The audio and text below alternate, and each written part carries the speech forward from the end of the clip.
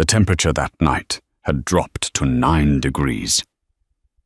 Claire Hartwell was walking home from a double shift at Cook County Hospital, her breath coming out in white clouds, her bones aching from 12 hours on her feet. She almost walked past the little girl sitting alone on the steps of St. Anthony's Church. Almost. But something, some invisible thread she could never explain, made her stop. What she did next set off a chain of events that would shatter her quiet life and pull her into a world she never knew existed. And the man at the center of that world, he never forgot a kindness, not ever. The winter of 2019 hit Chicago like a punishment. It was the kind of cold that got inside your coat, inside your skin, inside the marrow of your bones and just sat there, dull and merciless, reminding you that the city did not care about you. The lakefront wind made a sound like scissors cutting through fabric, and most people with any sense were indoors by 8 o'clock on a Tuesday night. Claire Hartwell was not most people. At 31, Claire had the particular kind of exhaustion that belongs only to nurses, a tiredness that doesn't come from laziness, but from caring too much, for too many people, for too many hours in a row. She wore her dark auburn hair pulled back under a grey wool hat and walked with the slightly hunched posture of someone bracing against both the cold and the weight of what she had seen that day. A man with no insurance turned away from a specialist, an elderly woman readmitted for the 3rd time this month because she couldn't afford her medication, a child who had come in malnourished and left with a social services referral and nothing else. She was 2 blocks from the CTA station on Michigan Avenue when she saw her, a little girl, maybe 7, maybe 8, sitting on the stone steps of St. Anthony's Catholic Church, with her knees pulled up to her chest and her arms wrapped around them so tight it looked like she was trying to hold herself together. She wore a school uniform, a plaid skirt and a white blouse, with only a thin cardigan over it. No coat, no gloves, no hat. Her dark hair was loose and whipping around her face in the wind, and her lips, Claire could see even from the sidewalk, were the particular bluish purple of someone whose core temperature had already begun to drop. Claire stopped. Any sane person, any safe person, would have pulled out their phone and called 911, would have stood at a safe distance and waited for someone official to handle this. It was the sensible thing, the cautious thing. Claire Hartwell walked up the steps. "Hey, sweetheart." She crouched down to the girl's level, pulling her hands out of her pockets. "Hey, can you hear me? My name is Claire. What's your name?" The girl looked up. Her eyes were remarkable, dark brown with almost amber flecks, wide and frightened, but also holding something else. Pride, maybe, or the particular self-containment of a child who has learned very early not to show weakness. "Sophia," she said. Her voice was tiny and shaking. "Sophia, that's a beautiful name." Claire was already shrugging out of her coat, a heavy-duty winter coat she'd saved up 3 paychecks for, a dark navy blue Patagonia she'd bought because Chicago winters required nothing less. She wrapped it around the girl without hesitation. It swamped her, falling past her knees, the arms hanging down past her hands. "There. Better?" Sophia looked at the coat, then at Claire. Something in the child's expression shifted. Not the relief Claire expected, but a kind of careful, measuring assessment, like she was deciding something. "You'll be cold now," Sophia said. "I've got good circulation," Claire said. "Where are your parents, sweetheart? How long have you been out here?" "I was supposed to meet my driver." Sophia pulled the coat tighter around herself, and Claire felt the first wave of real warmth come back into the girl's cheeks. "Roberto was supposed to pick me up from piano lesson, but something must have happened." "Roberto?" Claire glanced around. The street was mostly empty, a couple walking briskly on the far side, a delivery driver double parking at the corner, nobody who looked like they were searching for a lost child. "Do you have a phone?" Sophia shook her head, then hesitated. My father doesn't let me carry one yet. He says I'm too young. A pause. He's probably very worried. Okay. Can you tell me your last name, or your address, or your father's number? Another pause. Longer this time. Sophia looked at Claire with those extraordinary eyes, and Claire had the distinct impression that this child was running some kind of internal risk assessment protocol. Then quietly, my last name is Reyes. Claire nodded, not recognizing the name. She pulled out her own phone. Okay, Sophia Reyes, let's get you somewhere warm while we figure out how to reach your father. She took the girl to the 24-hour diner on the corner of Michigan and Wacker, Rosie's, the kind of place with vinyl booths and bottomless coffee, and a waitress who had seen everything twice over. Claire ordered hot chocolate for Sophia and coffee for herself, and wrapped both her hands around her mug, because she was, in fact, extremely cold without her coat. Sophia drank the hot chocolate with the focused seriousness of a child who had been raised with good manners and would not abandon them even in a crisis. She sat up straight. She didn't slurp. They had been there about 20 minutes when the diner's glass door swung open and a man came in who immediately changed the temperature of the room. He wasn't the largest man Claire had ever seen. He was maybe 6'2", broad across the shoulders, wearing a black wool overcoat that probably cost more than Claire's monthly rent. But it wasn't his size that shifted something in the air. It was the way he moved, that particular controlled economy of motion that belongs to people who have never had to wonder whether they were the most dangerous person in any given room. He scanned the diner in one sweep, and his eyes landed on Sophia, with an intensity that made Claire involuntarily straighten in her seat. "Papa," Sophia said, and her composure finally cracked. Just at the edges, her voice going soft with relief, the man, Dominic Reyes, crossed the diner in about 4 strides. He crouched down beside the booth, cupped Sophia's face in both hands, and examined her with a thoroughness and tenderness that was completely at odds with everything else about him. He spoke to her quietly in Spanish, too fast for Claire to follow, and Sophia answered him, and then he pulled his daughter into a hug that lasted a long time. When he finally straightened up and looked at Claire, his expression was unreadable. His gaze dropped to the coat around Sophia's shoulders, then back to Claire, in her scrubs and her hat, her hands wrapped around a coffee mug, clearly not warm enough. "That's your coat," he said. Not a question. She was very cold, Claire said simply. Dominic Reyes looked at Claire Hartwell for a moment that lasted slightly longer than was comfortable. Then he reached into the inside pocket of his overcoat and produced a wallet. Leather, understated, thick. "Name your price," he said. Claire blinked. "I'm sorry?" "For the coat. For your time. Name a number." Something stiffened in Claire's spine. "I didn't help her for money," she said, keeping her voice even. "I helped her because she was a child sitting alone in 9-degree weather. I don't want anything." Another pause. Dominic put the wallet away slowly. "Your name," he said. "Claire Hartwell. Claire Hartwell." He said it like he was writing it somewhere inside his head. "I'm going to remember that." He lifted Sophia out of the booth, gathered her against his side, and placed Claire's coat gently on the table. "Get home safe, Miss Hartwell," he said. And then he was gone. Claire sat alone in the vinyl booth, her coat folded on the table beside her coffee mug, and told herself that was the end of it. She was wrong. Claire looked up Dominic Reyes the next morning. She wasn't sure why. Curiosity, she told herself. Or maybe it was the way he'd looked at her. Not with threat, not with charm, but with that careful, measuring stillness. What she found made her set down her coffee very slowly. Dominic Alejandro Reyes, 41, CEO of Reyes Capital, a private equity and real estate holding company headquartered in the Fulton Market District. On paper, a legitimate businessman, a philanthropist. He'd donated the wing of a children's hospital in Pilsen. He sat on the board of 3 non-profits.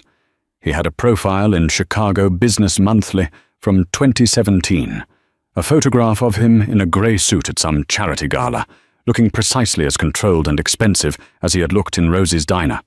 But there were other articles, buried deeper. A 2015 piece in the Tribune that used the careful, lawyerly language of reporters who had editors and didn't want to get sued. Reyes Capital alleged ties to organized crime families in Chicago and Miami. A 2016 federal investigation that was closed without charges filed. References to his late father, Eduardo Reyes, who had run what law enforcement called the Reyes Syndicate out of Chicago's South Side for 3 decades before dying of a heart attack in 2013. Son inherits father's legitimate businesses, the implication went. Son may or may not have inherited the other kind as well. Claire closed her laptop. She worked her shift. She did not think about Dominic Reyes. She mostly succeeded at this for about a week. Then the flowers arrived at the hospital. Not a bouquet. An arrangement. The kind that required its own structural support, white peonies and garden roses, and something pale green and feathery that Claire couldn't name, in a vase that probably cost $200 by itself. The card said only, "Thank you for your kindness." Dr. Nora Whitfield, Claire's closest friend and fellow nurse, stood in the break room doorway, staring at the arrangement with her arms crossed and her eyes very wide. "Okay," Nora said. "Who did you save?" "A little girl who was cold," Claire said. "DR," Nora read from the card.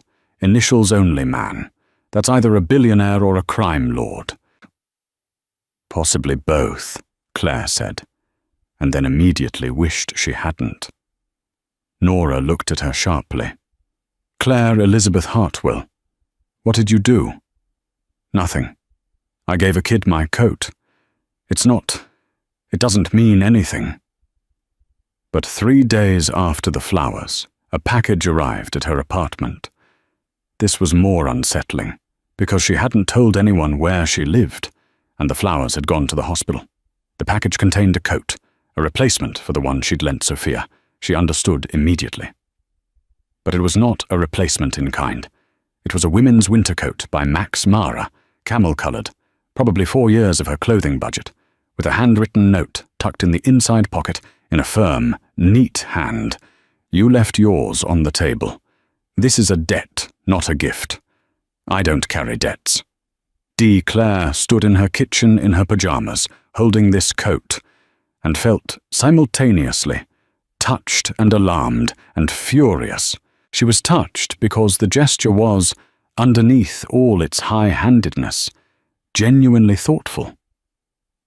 She was alarmed because Dominic Reyes had found her home address with apparently no difficulty at all, which told her something about either his resources or the thoroughness of his interest. And she was furious, because she did not want to be the kind of woman whose small act of human decency got turned into a transaction, a debt clearing, a favor exchange in the economy of a man who apparently operated in a world where everything was a favor exchange. She put the coat in her closet.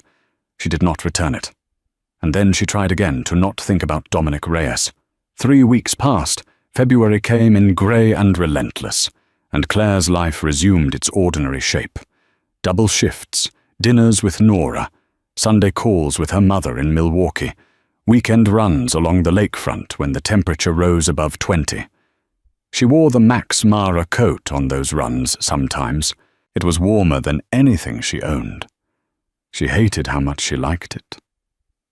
The second meeting happened at a fundraising gala for pediatric cancer research at the Four Seasons, the kind of event that Claire attended exactly never, except that her hospital administration had, for the first time in institutional memory, decided to give each of their senior nursing staff a ticket as part of a valued employee initiative that most of the nurses suspected was related to union contract negotiations. Claire went because Nora dared her to. She wore a dark green dress she'd bought 3 years ago for her college roommate, Rachel Dunning's wedding, and still thought was the best thing she owned. She put on heels. She felt conspicuously out of place from the moment she walked into the ballroom. She was standing near the cocktail bar, nursing a glass of sparkling water and calculating how long she had to stay before it was socially acceptable to leave, when she heard, "You're wearing the coat." Dan. She turned. Dominic Reyes stood 6 feet away in a dark charcoal suit, a glass of whiskey in one hand, looking at her with an expression that was almost, not quite, but almost, amused. "How did you—" she started. "I saw you come in," he said. "The coat was a guess." "The coat is warm," Claire said, lifting her chin slightly. "I decided keeping it was more practical than returning it. I left my contact information at the door with a note that I'd be mailing back the value in installments." This was true. She'd spent 45 minutes composing that note. "I got the note," he said. "I didn't want installments. I'm aware of what you wanted. I'm declining it." He studied her. "You're angry." "I'm not angry. She searched for the word. "I'm principled. About coat repayment.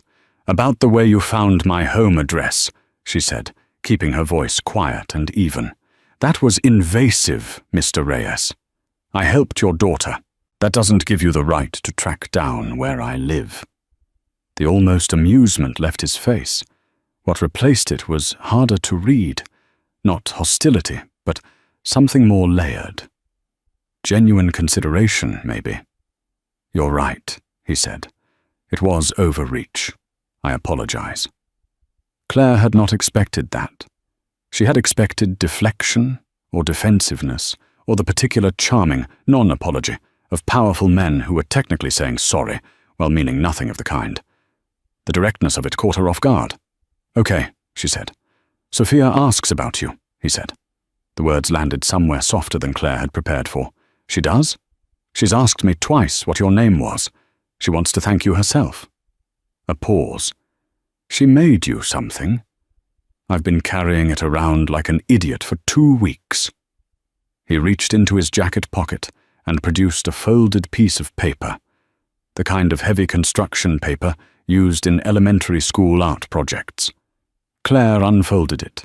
It was a drawing in crayon.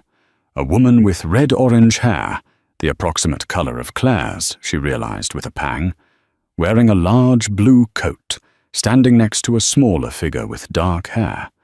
Below it, in careful, large-lettered handwriting, "For the nice lady who was warm," from Sophia. Claire looked at the drawing for a long moment. Then she looked up at Dominic Reyes. "She drew this herself? She takes it very seriously, Art," he said. "Her teacher says she has real talent." Something shifted in his face when he talked about his daughter. Not soft, exactly, but less armored. Her mother was an artist. Was. Past tense. Claire didn't ask, but she tucked the drawing carefully into her purse. They talked for 2 hours. Claire would not be able to fully account for how this happened. She had intended to leave after 45 minutes, had planned to make polite excuses and retreat, but somehow Dominic steered them to a small table near the edge of the room and brought her a real drink and asked her about her work with a focused, genuine interest that was completely unlike the performative interest most men displayed when they were actually just waiting for their turn to talk. He asked about the challenges of nursing staffing ratios. He asked what it actually looked like on the ground when a hospital was understaffed. He listened to her answers. She asked him about Sophia, about her piano, her art teacher, the school she attended on the North Shore. He answered without the evasion she'd expected. He was raising Sophia mostly alone, she gathered, with the help of a housekeeper named Gloria and an elaborate network of security and staff that Sophia apparently found less impressive than her father did. "She told me the security detail is embarrassing," Dominic said dryly. "She's 7. 8, Claire corrected, and then caught herself. "I mean, she looked about 8. When I found her." 8 in January, he confirmed. He was watching her with that stillness again. "You remembered?" Claire did not answer that. She left at 11. He walked her to the taxi stand himself, which she thought would feel like a power move, and instead just felt like manners. "Claire," he said as she got into the cab. She looked back. "Will you have dinner with me?" The sensible answer, the safe answer, was no. "Yes," she said. The dinner happened on a Thursday, at a small Italian restaurant in River North called Portofino's that seated about 30 people and had no online presence whatsoever. The owner, a compact 60-something man named Cesare, greeted Dominic with the warmth and deference of someone who had known him for decades. The table they were given was in the back, private, with a view of the kitchen. Claire had done more research in the days between the gala and the dinner. She had read everything she could find about Dominic Reyes, which was both more and less than she wanted to know. More. The federal investigation in 2016 had involved allegations of money laundering through 3 of his real estate subsidiaries, a sealed indictment that was quietly unsealed and then resealed, a witness who had recanted, a federal prosecutor named Daniel Stowe who had gone on record saying only that the investigation is ongoing, which meant nothing and everything. Less, there was almost nothing about his personal life. His wife, Camille Laurent Reyes, had died in 2015.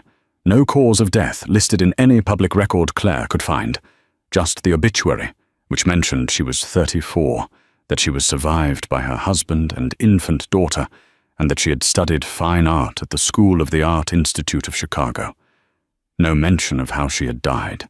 Claire sat across from Dominic Reyes at Portofino's and thought about everything she'd read, and about the drawing in her purse from an 8-year-old girl who called her the nice lady who was warm, and decided she would ask him one direct question and see what he did with it. "What do you actually do?" she said, between the bread course and the pasta. He didn't flinch.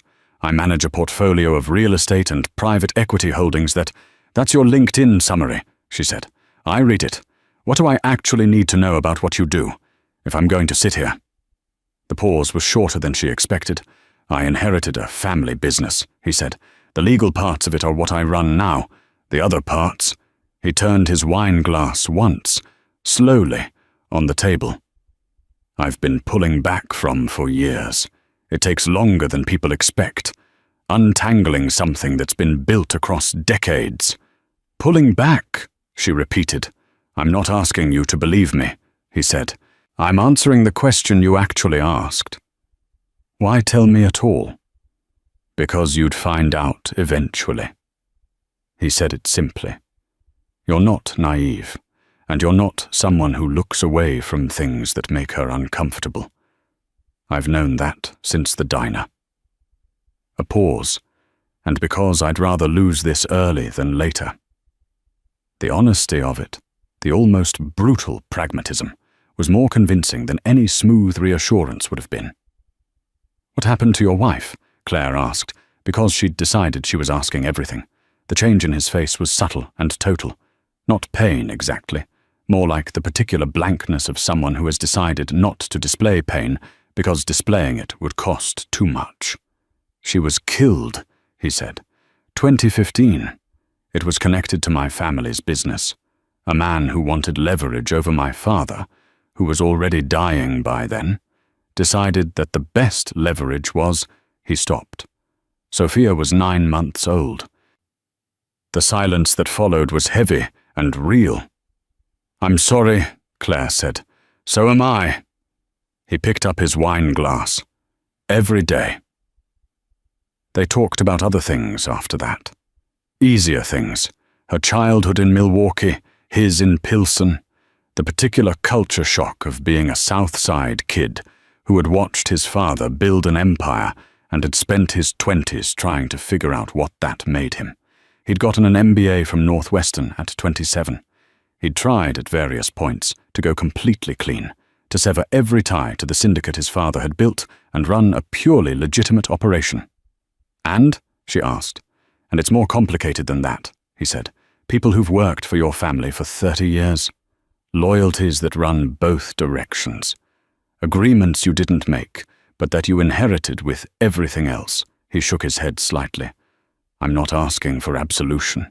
I'm just telling you what's true." Claire drove home in a taxi with her forehead against the cold window and her mind making arguments she didn't particularly want to hear. She called Nora when she got home. "He was honest with me," she said, skipping hello. "That's worse," Nora said immediately. "Charming liars are easy to leave. Honest, complicated men are the whole problem. I'm not leaving anything. I've had dinner with him once. Claire, listen to me. I love you. I'm your person. But there is no version of this story where a nurse from Milwaukee ends up with a Chicago mob boss, and it goes well." He says he's pulling back. They always say they're pulling back. Claire pressed her forehead harder against the window. "He has a little girl who draws pictures for strangers," she said. Nora was quiet for a long moment. "I hate this for you," she said finally. "I hate it because I can already see where it's going." 4 months. That's how long it took for Claire's world and Dominic's world to begin bleeding into each other in ways she hadn't anticipated. They had settled into something unclassifiable, not casual, not official, but constant. He would call in the evenings when Sophia was in bed. She would sometimes meet them both on Saturday mornings, Sophia's small hand in hers at the Lincoln Park Zoo, Dominic walking beside them with his hands in his coat pockets, and the particular watchful ease of a man who was always aware of every exit. Sophia had accepted Claire's presence with an 8-year-old's uncomplicated pragmatism. Claire was nice. Claire knew the names of all the animals. Claire brought good snacks. That was enough. Roberto Serrano, the driver who had failed to pick Sophia up on that freezing night in November, became a familiar face. He was not what Claire had expected. A round-faced man in his mid-40s with a rumpled quality and kind eyes, who was visibly mortified by the events of that night, and who, Sophia told Claire privately, had been absolutely in enormous trouble for it. Claire suspected this was an understatement. And then in March, Detective Ray Coulter came to see her at the hospital. He was a CPD detective assigned to the Organized Crime Division, a tall man with a close-cropped beard going grey at the edges, and the eyes of someone who had been in the job long enough to stop expecting good outcomes. He asked to speak with her privately, and they sat in a small conference room off the main hallway. "Miss Hartwell," he said, sliding a photograph across the table. "Do you know this man?" It was a surveillance photo of Dominic at what appeared to be a parking garage. He was speaking to 2 men Claire didn't recognize. "I know him," she said carefully. "How well?" "We've had dinner." She kept her voice neutral. "We have a mutual connection through his daughter." Detective Coulter looked at her for a long moment. "Miss Hartwell, I'm going to be straight with you. We have reason to believe that Dominic Reyes is involved in an active federal investigation. We're not here to threaten you or to turn you, but I'd ask you to think carefully about the people you associate with and what that might mean for you professionally and in other respects. Is that a warning?" "It's a suggestion," he said, friendly. After he left, Claire sat in the conference room alone for a long time. She called Dominic that evening. "A detective came to see me today," she said. "Ray Coulter, Organized Crime." The pause on the other end of the line lasted exactly 4 seconds. She counted.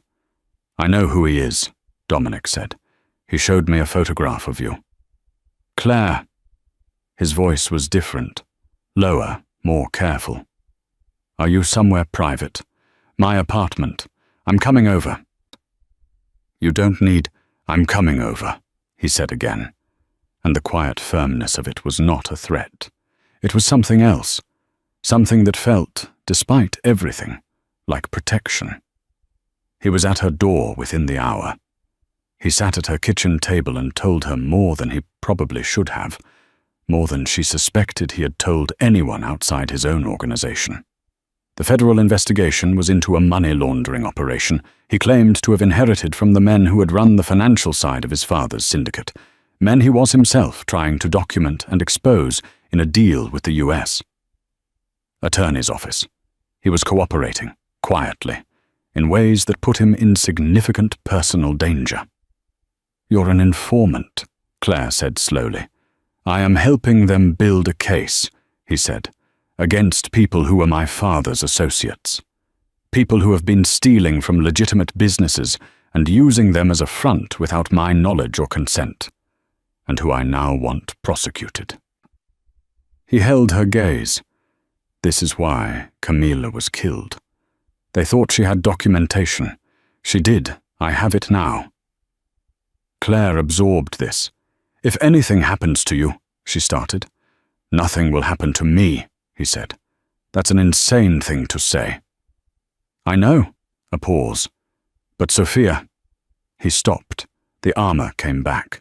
Nothing will happen to me, he said again. Claire looked at him across her kitchen table. This careful, dangerous, complicated man who had carried a crayon drawing in his jacket pocket for 2 weeks, and who was apparently, in some double-edged way she still couldn't fully see, trying to do something right. Okay, she said finally, but you don't get to keep things from me anymore. If we're going to be— She gestured vaguely. Whatever this is, no more deciding what I need to know. That's a dangerous thing to agree to, he said. Then you can leave, she said simply. He stayed. The call came on a Thursday night in late April. Claire was at home. Dominic was supposed to be at a meeting in the Loop. She'd gotten used to not asking what kind. Her phone rang at 11:15, and the number was Roberto's. Miss Hartwell. Roberto's voice was tightly controlled in the way of someone suppressing something urgent. There's been an incident. Mr. Reyes asked me to call you. He's fine. But there's been an incident. Where is he? Northwestern Memorial, room 412. She was in a cab within 3 minutes. He had been shot, once in the left shoulder, a clean through and through that had missed anything vital by what the attending surgeon, a colleague of Claire's named Dr. Anton Welch, described as an unreasonable amount of luck. He was sitting up in the hospital bed when she arrived, pale and paper-gowned, with his shoulder heavily bandaged and his right hand lying in his lap, and the careful blankness on his face that she'd learned to read as him working very hard not to show pain. Sophia was not there. Sophia had been taken to a safe house, a word that Claire had to consciously not react to, by 2 of Dominic's most trusted people. Claire stood in the doorway of room 412 for a moment, then walked in, pulled a chair to the side of the bed, sat down, and took his right hand in both of hers. Don't, he said. Don't what? Whatever you're about to say. I was going to say your color's bad, and you need fluids, she said. I'm a nurse. This is professional. Something shifted in his expression. He closed his hand around hers. There were 3 of them, he said. Outside the parking garage on Monroe, 2 men I recognized from my father's organization, from the group I've been cooperating against. Someone told them. Someone in the US? Attorney's office? Or someone close to me? He said it evenly, but she felt the weight of it. There are very few people who know the details of what I've been doing. Roberto? No. Absolute certainty. Roberto has been with me since I was 23. He was the one who pulled me out of the situation. She stayed at the hospital until 4 in the morning. She held his hand for most of it, which she told herself was professional. She was a nurse. People needed to be held on to when they were hurt. That was simply physiological fact. At 2:30, when he was half asleep from pain medication, he said, without opening his eyes, I didn't think anyone would come. You called me, she said. Roberto called you. Because you asked him to, she said. You called me. He didn't answer, but his hand tightened on hers. The federal investigation moved to an accelerated timeline after the shooting. A U.S. attorney named Pamela Greer took over direct management of the case and apparently decided that the situation had become too volatile for continued slow-roll strategy. In the 2 weeks following, there were 6 arrests within the remnants of the Reyes syndicate, men who had been operating under the cover of Reyes Capital's holding company subsidiaries, laundering money through real estate transactions and construction contracts. The Chicago Tribune ran it on the front page. The piece referred to Dominic as a prominent Chicago businessman and a cooperating witness. It was the most accurate thing the Tribune had ever printed about him, Claire thought. Detective Ray Coulter called Claire 2 days after the arrests. "Miss Hartwell," he said, "I owe you an apology for implying what I implied in that meeting. You implied I should stay away from a man you were using to build your case," she said, "which I suppose was complicated." "Something like that," he said. "For what it's worth, what he did took a particular kind of courage. Took him about 5 years to get to a place where he trusted us enough to do it, and the people he helped us take down were responsible for things that I'm not going to describe to you over the phone." A pause. "Anyway, I thought you should hear it." After she hung up, Claire sat at her kitchen table and thought about a little girl in a thin cardigan on the steps of a church in 9-degree weather. She thought about the invisible thread that had made her stop. She thought about what it means to be warm, really warm, not just in body, but in a way that reaches other people, that costs you something, that changes things. She thought about what a coincidence it was, except it wasn't quite, was it? She called Dominic. "Tell me something," she said. "Sophia, that night at St. Anthony's, Roberto was supposed to pick her up." "Yes." "He didn't." "He was detained," Dominic said. "There was a situation that required his attention. He was 20 minutes late. I've never forgiven him." "Has he ever been late before?" A pause. "No." "Has he been late since?" "No." "Dominic," she said, "the night I found your daughter. Was that entirely an accident?" The silence on the line was very long. "Sophia was never in real danger," he said finally. "She was 20 feet from the church door. Father Dennis knows her. She would have gone inside the moment she was truly uncomfortable. I would never—" "But someone was watching," Claire said. "Someone from your team was watching." Another pause. "There was a man across the street, and you were told about me. I was given a description, and then you had me investigated. A basic background check. Before you came to the diner." "Yes?" Claire took a breath. "So you knew, when you walked into Rosie's diner, that I was a nurse at Cook County Hospital with no criminal record and no ties to any of your people. You knew I was safe." "Yes." "Why?" she asked. The word came out quieter than she intended. The longest pause yet. "Because Sophia had been asking about getting a dog," Dominic said, and Claire laughed, a short, involuntary sound. Because of all the things she'd expected him to say. Not because of that. Because— He stopped. Started again. "I haven't trusted many people in my life. I don't have— There's very few people I can trust with Sophia. Not romantically. Not that. Just someone outside. Someone normal. Someone who would—" He trailed off. "Someone warm," Claire said softly. "Yes," he said, and then it turned into something else. "Yes." A pause. "I didn't expect that. That wasn't the intention." "I know," she said. She believed him, mostly because the thing she'd learned over these months was that Dominic Reyes was many things, guarded, careful, carrying more weight than anyone should. But he was not the kind of man who manufactured emotion. When he felt something, it cost him.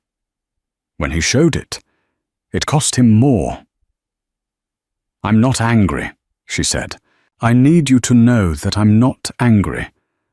But I need you to also know that you don't get to manage me. Not ever again." "I know that," he said. "Do you?" "I know it now," he said. And then, quieter, "I'm sorry, Claire." The summer that followed was the strangest and most luminous of Claire Hartwell's life. She was 32. She had spent most of her adult life being practical, careful, good. She had chosen nursing because she wanted to matter to people. She had dated men who were safe and straightforward and left her politely, eventually because she was too busy or too independent or too something they couldn't quite name. She had lived in a series of small, clean apartments and eaten dinner standing at her kitchen counter and told herself this was fine. This was enough. It was not, she realized, enough. Sophia's school let out in June, and she spent the summer between her father's houses in Chicago and a lake house in Door County, Wisconsin, that had been in the Reyes family for 40 years. Claire visited twice, the second time for a full week, at Sophia's specific and pressing request. She slept in a guest room with a view of the water and woke up to Sophia appearing at her door at 7 a.m., with the focused intention of someone who had a full schedule of activities planned and was not going to be delayed.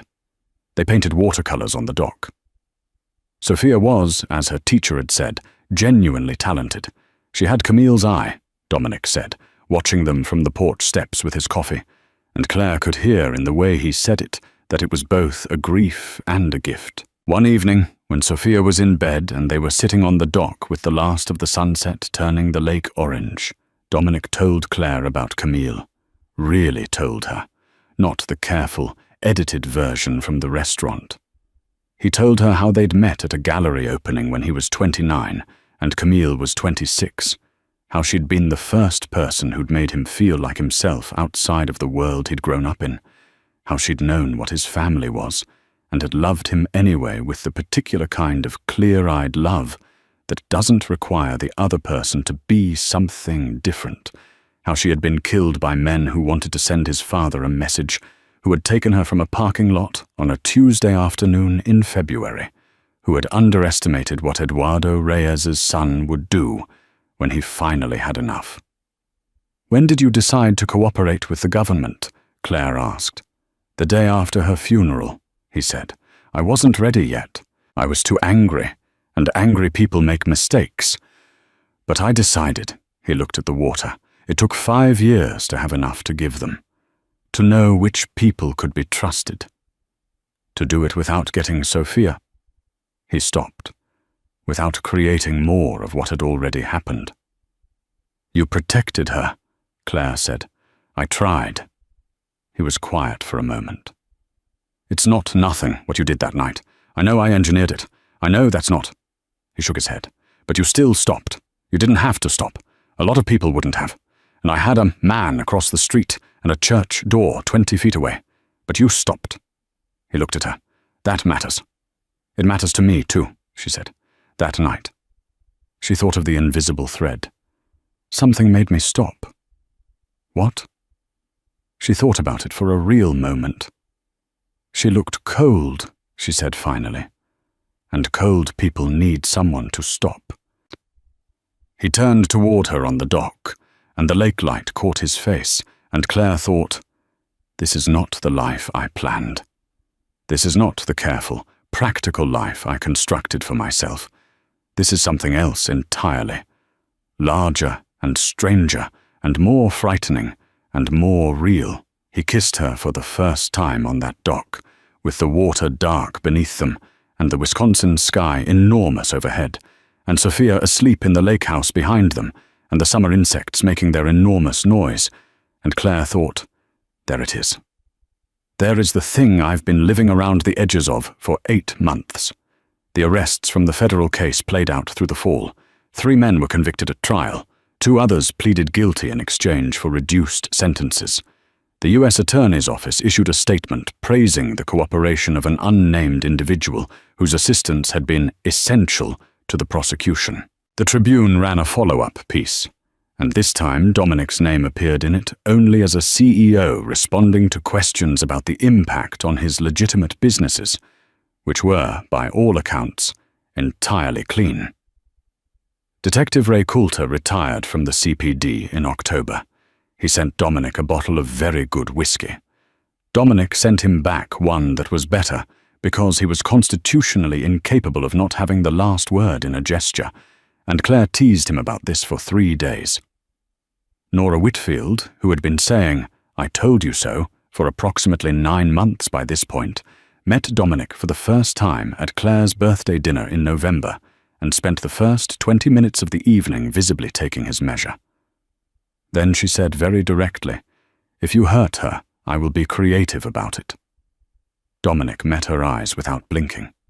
"Understood," he said. Nora looked at Claire afterward and shrugged one shoulder. "Okay," she said. "He'll do." Sophia, for her part, had opinions. She expressed them one Sunday in October, while she and Claire were making cookies in the kitchen of the Lakeview house. A domestically elaborate project that had been entirely Sophia's idea, and that involved an amount of flour that Claire was fairly certain was structural. And she said, without looking up from the dough, "Are you going to stay?" Claire's hand stilled on the rolling pin. "What do you mean, sweetheart?" "I mean, are you going to stay?" Sophia looked up then, with those dark, amber-flecked eyes that were so much her father's, and also entirely her own. "A lot of people leave, because of my dad, because of what our family is, or was." She turned back to the dough. "I just want to know so I can plan." The practical 8-year-old calculus of it broke Claire's heart a little, in the kindest possible way. "I'm not a leaver," Claire said. "How do you know?" "Because I stopped on a cold night in November, when it would have been easier not to," she said. "I've been stopping ever since." She put her hand over Sophia's on the dough. "I'm not going anywhere." Sophia was quiet for a moment. Then she nodded, with the gravity of someone filing away an important piece of information. "Okay," she said. "You can have the first cookie when they're done." "Thank you," Claire said. "That's very generous." "The biggest one," Sophia clarified, "because you were nice when I was cold." Claire laughed. "The full, real kind, the kind that starts in the chest, and the kitchen smelled like butter and sugar and the particular warmth of a life that had rebuilt itself around a single, simple act of human decency." Dominic appeared in the kitchen doorway at this point, having apparently heard the laugh from the hallway, and stood looking at the two of them at the flour-covered counter, with an expression that Claire would spend a long time afterward trying to properly describe. Relief, maybe. Or something bigger than relief. The look of a man who had spent years carrying grief and caution and the particular isolation of being someone no one could fully reach, and who had found himself, through the most unlikely of chains of events, a late driver, a freezing night, a woman who stopped, inside something he had not let himself believe was still available to him. Love, probably. Just that.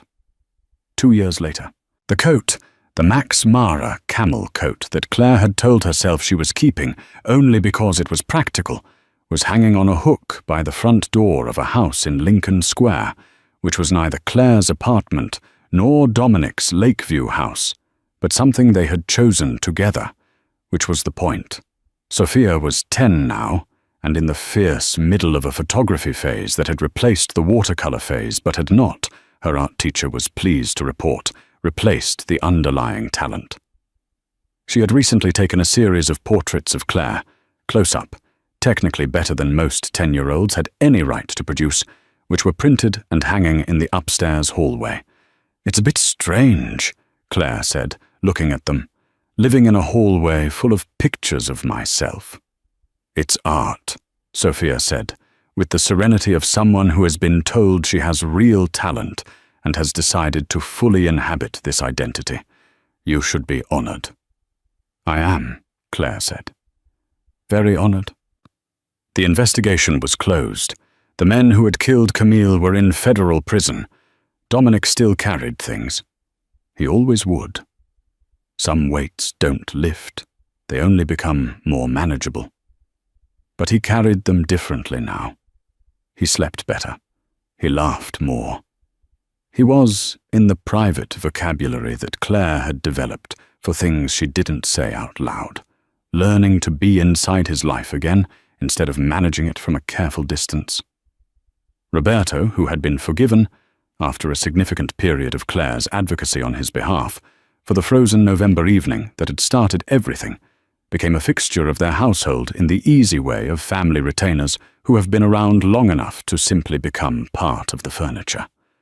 He drove Sophia to school with the scrupulous punctuality of a man who had learned his lesson thoroughly. One evening in December, Sophia in bed, the city quiet outside, Dominic put the Max Mara coat in Claire's hands and said, "I need you to know that I fell in love with you before I met you." She looked at him. "The report Roberto's man gave me," he said, "before I came to the diner. It said you'd stayed with the child for 40 minutes, that you'd paid for the hot chocolate out of your own pocket when you were clearly, from the details of your life, not someone who had money to spare, that you kept trying to keep her warm by rubbing her hands. He paused, and I thought. He stopped. What did you think? She asked softly. I thought, there is a kind person in the world, a genuinely kind person, not performing it, not transactionally kind, not strategically kind, just kind. Because a child was cold. He took a breath. I hadn't seen that in a very long time. I didn't know if I still believed it existed. Claire looked at the coat, at the man, at the house they had made together. It exists, she said. I know, he said. I married it. Outside, Chicago was cold. Inside, the lights were warm. On the steps of St. Anthony's Church, there is a small bronze plaque now, placed there anonymously, though if you knew who had it installed, you wouldn't be surprised. It reads, "In honor of the warmth shown to a child here." November 2019. Father Dennis knows the story. He has kept it, as he keeps most things, with discretion and care. And every winter, when the temperature drops to 9 degrees and the lakefront wind comes in off the water like scissors, somewhere in the city, there is a woman who stops, who sees someone cold, who takes off her coat. It costs her something every time. It is always worth it. This is not just a love story. It's a reminder that the smallest moments of human warmth, giving a stranger your coat, stopping when it would be easier to walk past, choosing decency over caution, can rewrite everything. Claire didn't stop that November night because she expected a reward. She stopped because a child was cold, and she was the person who noticed. And because of that single instinctive act of grace, two people who had been living half-lives found their way to something whole. Dominic Reyes spent years believing his world had made him untouchable, unreachable. One woman with good circulation and a winter coat proved him wrong. If this story moved you, hit that like button right now. It helps more people find stories like this one. Share it with someone who needs to be reminded that kindness still changes things. And if you want more stories about real love, real courage, and the moments that alter everything, subscribe and hit the bell so you never miss what comes next. Because we are just getting started.